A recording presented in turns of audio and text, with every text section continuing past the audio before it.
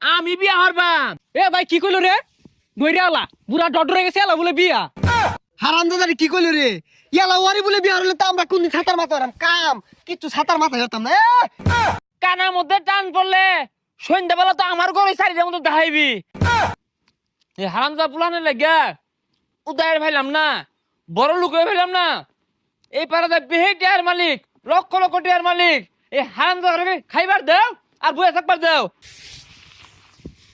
সারাটা দিনই কামড় লাগে, এজলা যে বসটা দিয়াম এই সময়টা নাই। এলা বলে সম্পদ লাগে, বুড়া ঠন ঠন হয়ে গেছে গা। সারা দিনই কামড়ুর লাগে।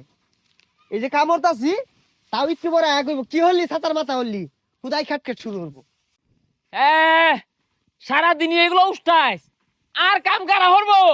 কানার মধ্যে তীরের ধাও দে খাউন আয়ে করতে।